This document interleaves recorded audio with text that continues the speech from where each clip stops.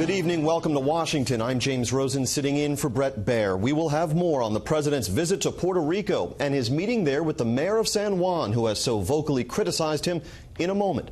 First, the search for answers in Las Vegas continues tonight, following the massacre Sunday night that left 59 people dead, more than 500 wounded.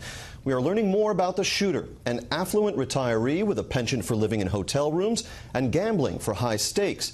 What we still don't know is why Stephen Paddock did what he did. What set off a man who appears to have given no hint of the unprecedented violence he was to unleash on innocent fellow Americans. Correspondent Trace Gallagher is live in Las Vegas. Good evening, Trace. Good evening, James. And still 40 hours after this massacre, there is still no word on the motive. But for the first time today, police are saying they will find one. And we are now learning a lot more about what was happening before and during the attack inside that hotel room. I assure you this investigation is not ended with the demise of Mr. Paddock. These new images of Paddock's hotel suite with weapons on the floor were taken in the aftermath of the shooting. Investigators are continuing their work there. There was cameras located outside of the room and inside of the room, along with the firearms.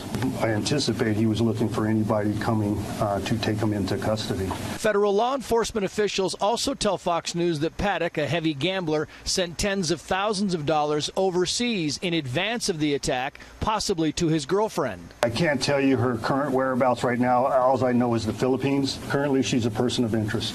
Leaving the White House today for hurricane-ravaged Puerto Rico, President Trump briefly shared his reaction to the massacre with reporters. But I do have to say, how quickly the police department was able to get in was really very much of a miracle. They've done an amazing job. He was a sick man, a demented man, a lot of problems, I guess, and we're looking into him very, very seriously, but we're dealing with a very, very sick individual. Authorities continue to say the massacre was planned well in advance. Amateur video provided by two men who stayed in the same room from where Paddock rained down his terror shows the clear view he had of the concert venue. Police say Paddock arrived Thursday with 10 suitcases. They later found 23 firearms in his hotel suite. Another 19 guns, thousands of rounds of ammunition, explosives, and electronics were found at Paddock's retirement community home in Mesquite, Nevada. Also emerging today, portraits of the victims. Among the slain, a Tennessee nurse, an Alaska commercial fisherman, a high school secretary from New Mexico, a Canadian mechanic's apprentice from British Columbia, and a California middle school office manager. And you earlier heard the sheriff say there were cameras mounted outside the hotel room. One of those cameras was actually on a hotel service cart in the hallway. And the sheriff is also doubling back now on the girlfriend, Marilou Danley, saying that she is definitely a person of interest, and they are actively working to bring her back from the Philippines. Clearly, they believe she knows more than she's letting on. James.